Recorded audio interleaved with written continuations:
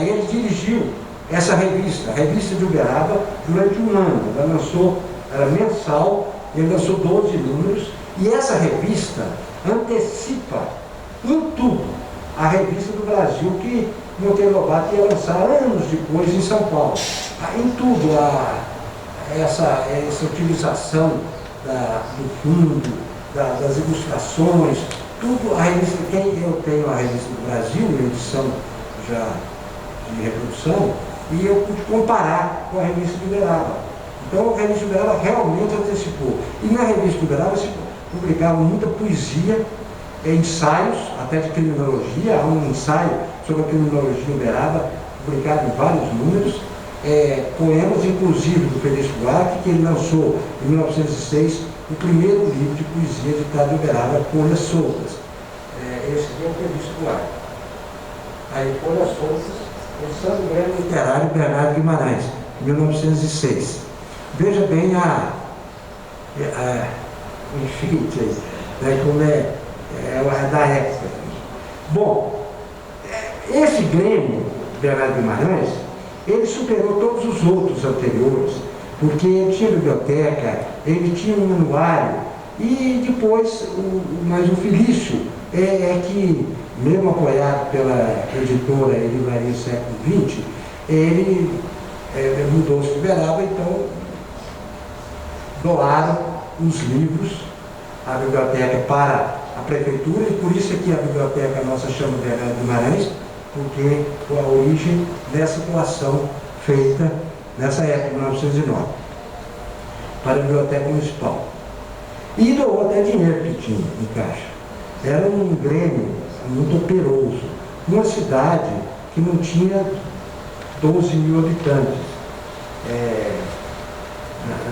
urbanos, e a metade analfabeta. Então vocês veem que o que eles fizeram. Por exemplo, a coleção do Almanaque Uberabense foi até 1911, com 300, 400 páginas distribuídas no país inteiro, e recebendo colaborações, como era um almanaque, tinha charadas, essas coisas do Brasil inteiro. Então, foi uma coisa assim que projetou até Uberaba. Nós temos aí uma foto da Livraria Século XX, veja aí. Essa aí, aqui ó. Justamente aqui é Arthur Machado. Aqui era a farmácia do Góes Sampaio, e ele deve ter cedido aqui essas portas para a Livraria Século XX, do Arédio de Souza. Esse Arédio de Souza dirigiu o Almanaque Uberabense, era um indivíduo muito importante. E essa livraria e editora, coisa que nós não temos mais, nunca mais tivemos, uma editora que lançou vários livros. Nós vamos ver ainda para frente. Então, vocês veem que no começo do século, embora não tivesse assim produção, a produção que nós tivemos, pode passar aí, aqui no Montezuma. Esse João Teixeira Álvares era um médico goiano que veio para Uberaba em 1899. Aqui em Uberaba, primeiro ele morreu em Araxá, uns tempos veio para cá. Aí, de 1899 a 1940, quando ele faleceu, ele viveu em Uberaba, uma atuação na profissão muito grande. Ele fundou o primeiro hospital particular, porque nós já tínhamos o Hospital da Santa Casa, tinha sido fundado por Frei Eugênio, que chegou aqui em Uberaba em 1856, e em 58, 59 já estava começando a construção da Santa Casa. Como o Frei Eugênio faleceu prematuramente, a Santa Casa ficou parada, e só foi inaugurada 40 anos depois, em 1998. E o Teixeira Álvares fundou um hospital particular, ali onde é o Centro Popular de Compras, na Arthur Machado com a Fidelis Reis. Ali tinha um teatro, ele fundou um teatro, ele construiu nos jardins da casa dele um teatro cinema, para levar as peças dele. Ele escreveu umas 4 peças de teatro. Ele também está com verbete no livro do Galante de Souza, o Teatro do Brasil, onde relaciona todas as peças dele. Inclusive essa, talvez seja mais importante, Montezuma, essa aí é uma edição recente. Houve uma edição, a edição foi de 1900, essa aí, Montezuma, uma tragédia histórica. Aqui é de 1900. em São Paulo. E foi reeditada, agora há poucos anos, no começo desse século, lá em Goiás. Porque ele é reverenciado em Goiás, inclusive porque ele é o pai do Pedro do Vico e o avô do Mauro Borges. Ambos foram governadores de Goiás. O Pedro do Vico, inclusive, foi o que construiu Goiânia na década de 30. E porque o João de Geraldo tinha se separado da esposa, os filhos ficaram em Goiás e ele veio para cá. E então esses filhos, como o Pedro do Vico, foi famosíssimo em Goiás como político e governador. E ele escreveu essa peça, é a peça da fundação do México. E é uma peça excelente. Ela está agora editada lá no blog Autores Uberadenses. Vocês podem acessar, podem imprimir para ler. Vale a pena, que é muito bem escrita, é impressionante como ele escrevia bem. Ele escreveu outras peças, mas as outras a gente não tem muita informação. E também não tem acesso. O problema é o acesso. E essa aqui conseguiu sobreviver.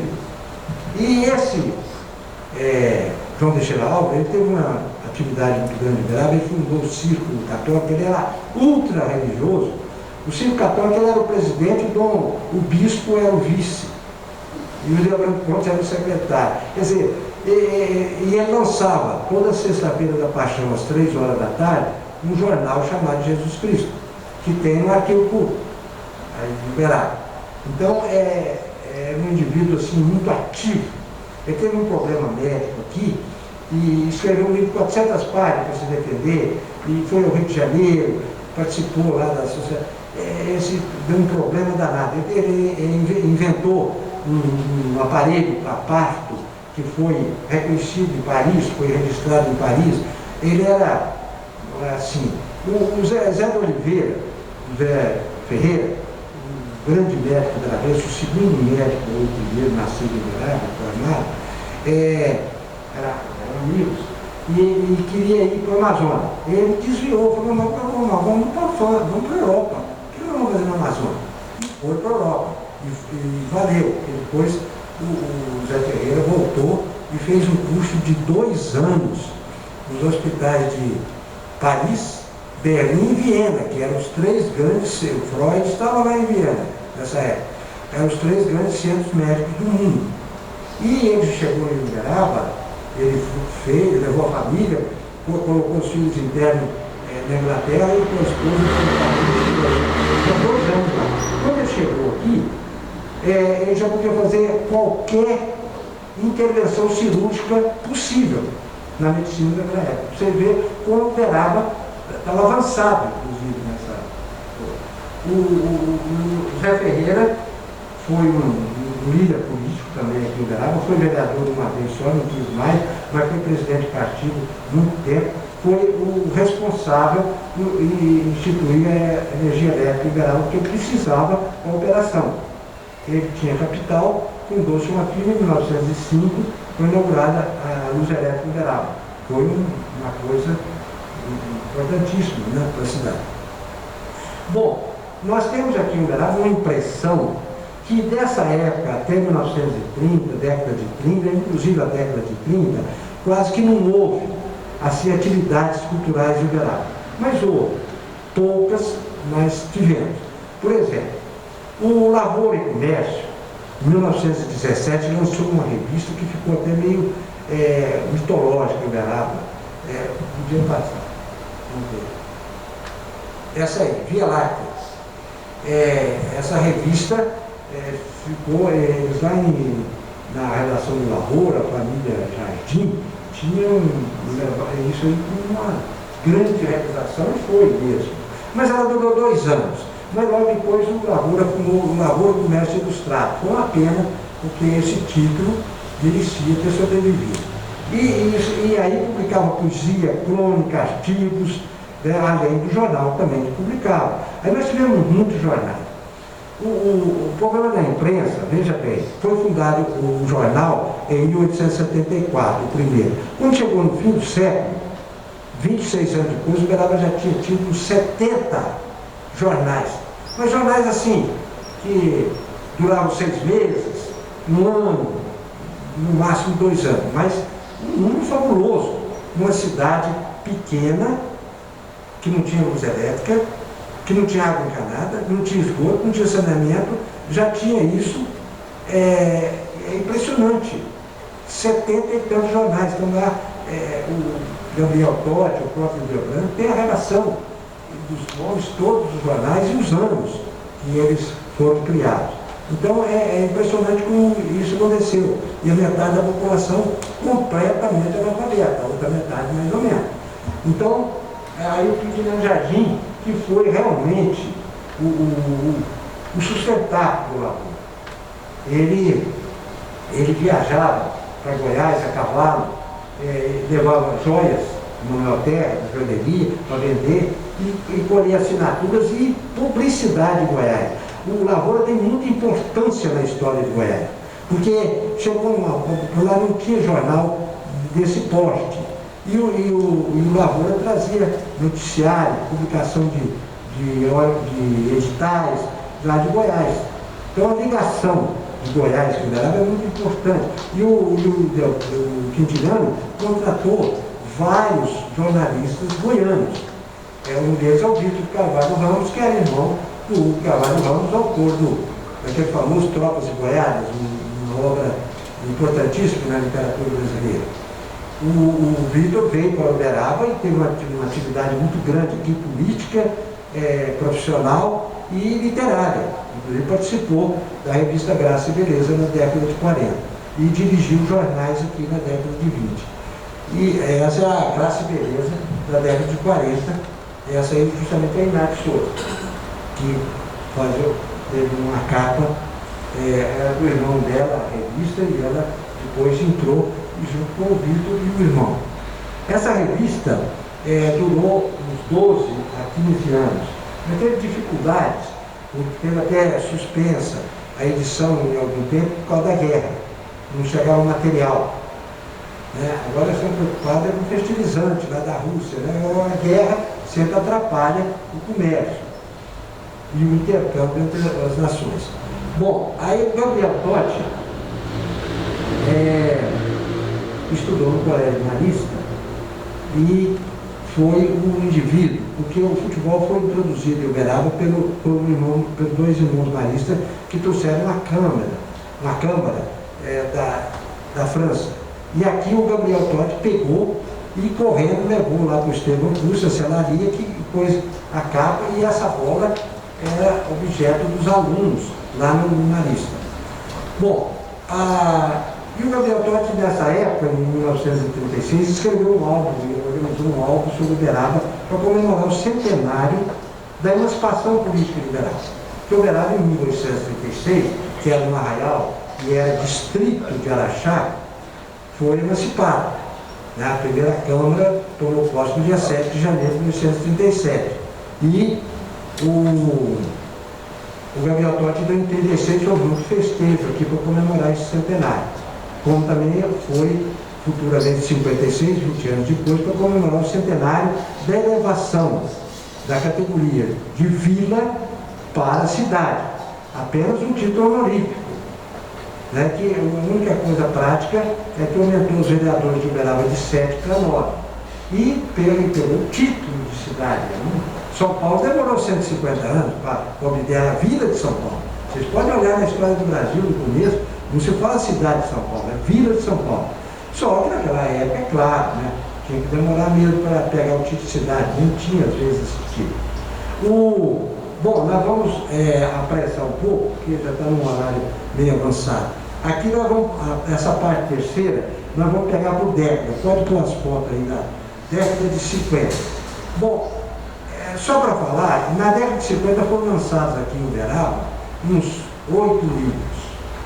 Um do Santino, outro pode passar, do Moacir Laterra, um livro de poesia, um livro de poesia do Santino, o Mário Palmeiras, do Vila dos Confins, lá no Rio, e o Walter Campos Carvalho, esse romancista uberabense que morava em São Paulo, que lançou A Nuvem da Ásia, no mesmo ano do Mário Palmeiras, em 1956. Ambos fizeram sucesso. O do Walter Campos Carvalho só na elite, que é um livro mais difícil.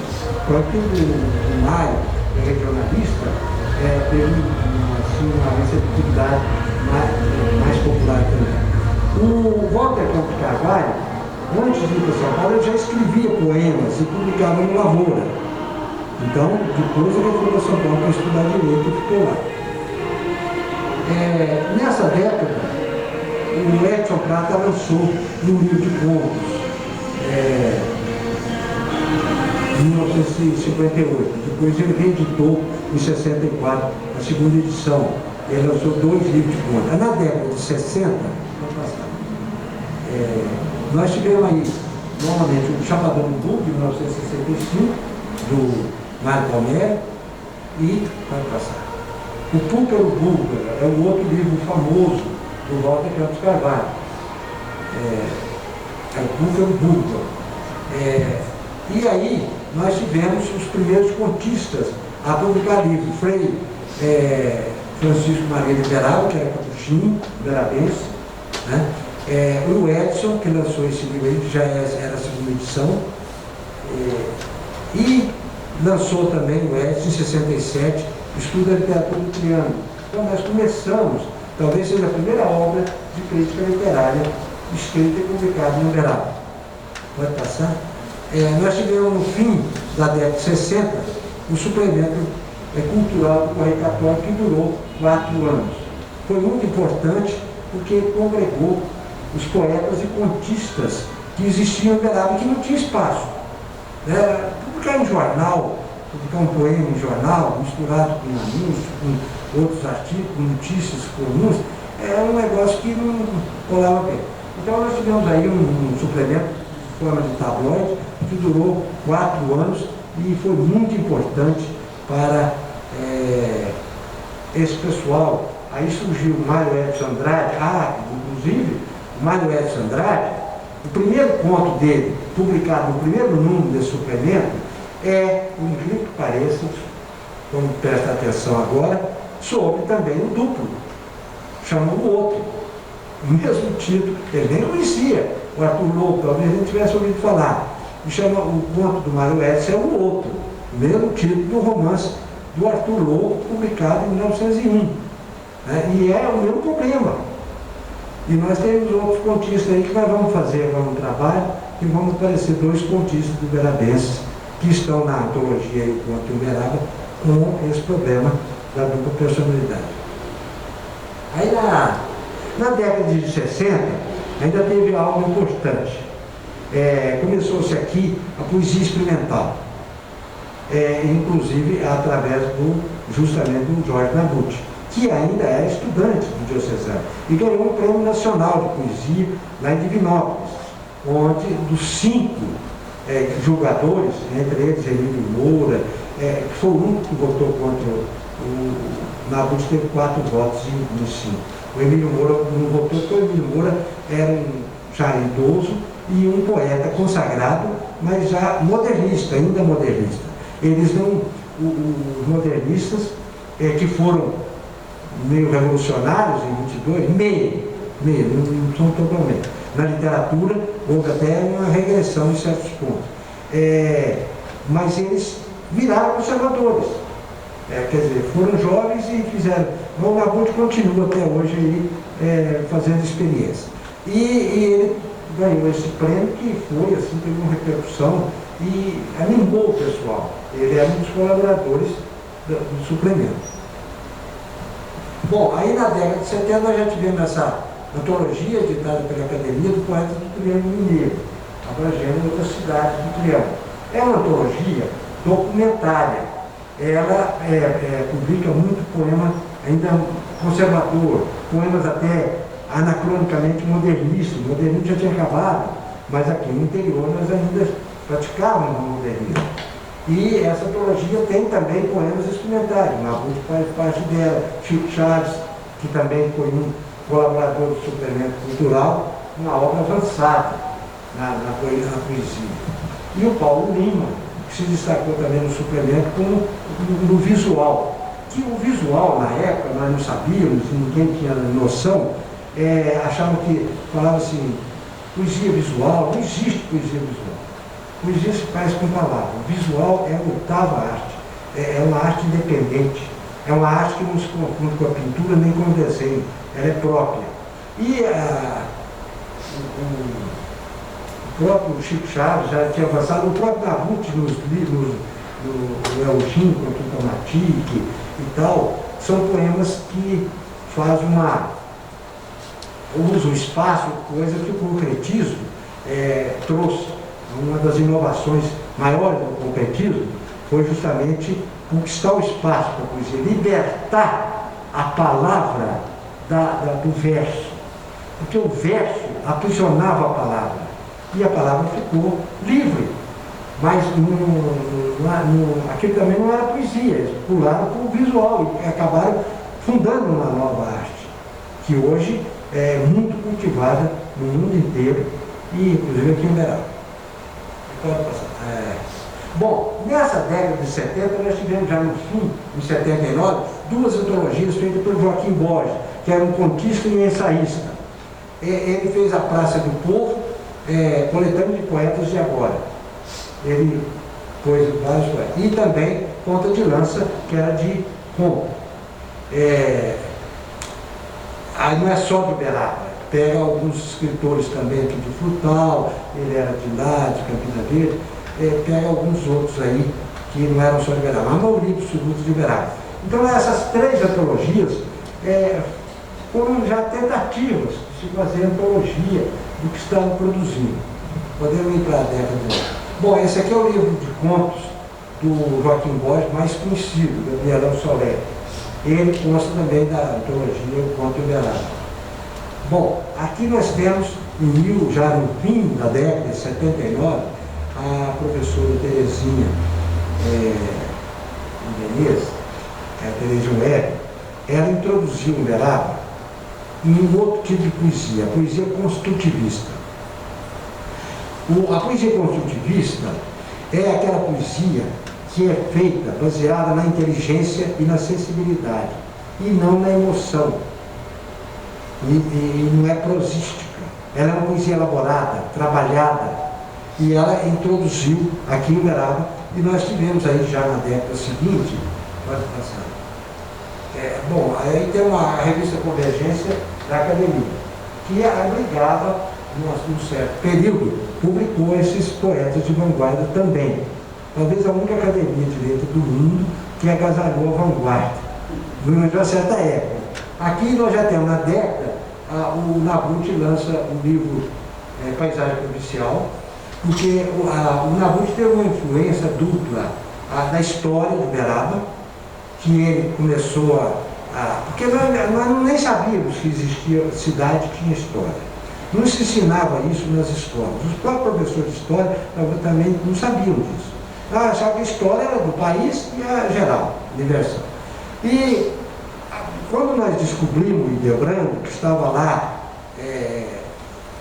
o manuscrito da história de Uberaba do Hildebrando, ficou de 33 até 1970 inédito, manuscrito no poder da prefeitura, porque a prefeitura detinha os direitos autorais, porque pagou ele para completar a obra e fazer a obra no começo da década de 30, graças ao Lauro Fontoura, que era o secretário da prefeitura e era um intelectual de divisão. Tanto que o Lauro Fontoura colocou como patrono na sua cadeira da Academia de Letras do Museu Mineiro, Arthur Lobo.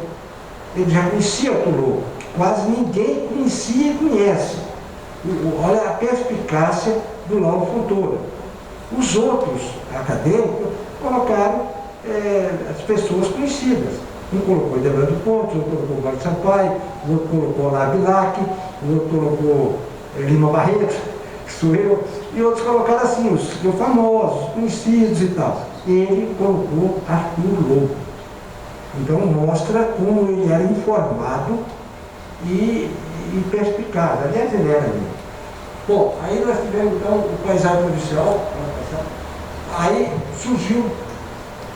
O Nabucco não é poesia construtivista. Existem dois tipos de arte.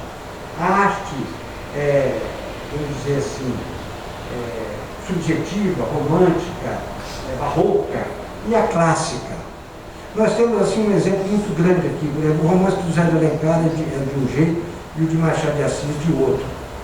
Entende? Então há a dupla em arte. Só existem essas duas tendências fundamentais. Ou é barroco,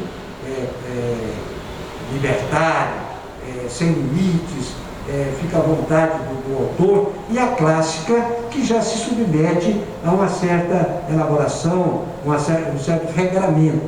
Quando esse regramento é elevado ao exagero, produz reação contrária, né? Porque não pode nada ser levado ao exagero.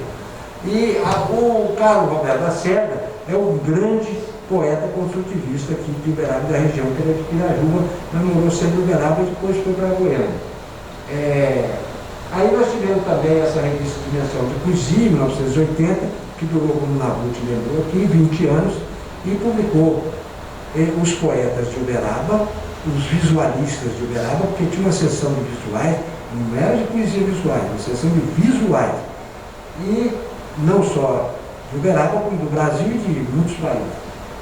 E aí esse é o último número, aquele é o primeiro, a capa do primeiro, e esse é o número 30. Isso aí é um visual de um autor italiano que fundou um movimento poético em Paris. Ele mesmo, como mostra o Correio, foi o Correio colocar o livro dele para mandar para aqui, para nós no intercâmbio que a gente não tinha com a Itália. Aí a década de 1990. Nós temos aí mais um livro do Lacerda, construtivista, o Azul Menos o Nome, que ele continua sua obra importante na poesia, e surgiu esse fenômeno na década de 90, que é o Zé Alberto Silva Henriques, que, a nosso ver, é o maior fenômeno literário brasileiro, não só pela quantidade, como pela qualidade, porque nós já conhecemos. Ele tem, o segundo romance dele já é uma obra-prima, Luculha, esse aí foi o primeiro, mudou de título, já mostra o Sintaxe do Riso. Um romance que hoje a gente já lê e entende, mas na época provocou uma expectativa, as pessoas ficaram meio acostumadas com isso. Aí o Luculha, que é outro romance dele, e nós temos aí o romance dele, Pernaiada, A Travessia das Araras Azuis, tem a Tragédia Humana, Balzac escreveu Comédia Humana, ele escreveu Tragédia Humana em 9 romances de 6.000 páginas. Logo no primeiro capítulo, o primeiro romance, tem duas personagens muito conhecidas, Juscelino Kubitschek e Oscar Niemeyer. Coisa belíssima, que nós vamos publicar numa revista que vamos lançar no ano que vem, de autores uberabenses. Vamos publicar esse capítulo, que é magistral. Mas quem quiser, é só ver na Amazon, estão tudo lá. Aí, aqui em 2003, toda essa poesia que foi feita desde o fim da década de 90, está aí, a poesia uberaba do modernismo à vanguarda. Até antes, porque pegam os principais modernistas de Uberaba, que é o Walter Campos Carvalho, o Moacir Laterza e o Santino Gomes de Matos. E depois já entra na vanguarda da década de 60, com o Nabucco, e o Chico Chaves, e os visuais do Paulo, né? E vai. E essa antologia vai pegando esses movimentos poéticos uberabenses até a época, até a vanguarda da década de 90, vai por décadas. Então, isso aí, A Travessia das Araras Azuis, é o romance do Zé, vai passar. O Araguaia. Esse Araguaia é um poema em prosa. Não é modernista, não é antimodernista, não é experimental, mas é uma obra-prima. É uma beleza.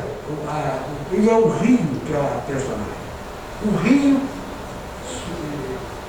suas aves, seus peixes, como está aí a capa indicando, é um contexto e um complexo aquático que ele transportou para a palavra, para a literatura. Vale a pena ver. Granada, que é passado em Goiás. E aqui nós temos uma reunião dos 10 livros de poesia do Nabucco, que é a Geografia da Palavra. a meu ver, uma das obras mais importantes da poesia brasileira. Eu não estou falando aqui porque é bairrismo, não. É uma coisa objetiva, analítica. É só ler e comparar. Por exemplo, Lacerda tem um poema chamado Peixe, que o Carlos Drummond não tem um igual. Eu conheço a obra do Carlos Drummond toda. Ele tem umas coisas boas, mas tudo é prosa. Como Fernando Pessoa, não tem poesia aqui, é prosa. Então, o próprio textão de Ataíde, o senhor Moroso Lima disse: os românticos poetizaram a prosa, os modernistas prosificaram a poesia, acabaram com a poesia. O Mário de Andrade nunca foi poeta, e publicou 4 livros e tem até revista na Unicamp com o título de obra do Mário de Andrade. Quer dizer, o pessoal não está percebendo que a coisa mudou, né? Depois do construtivismo poético, que foi uma consequência de toda essa evolução, inclusive das descobertas e avanços do concretismo, saiu esse construtivismo poético, que é algo muito rigoroso.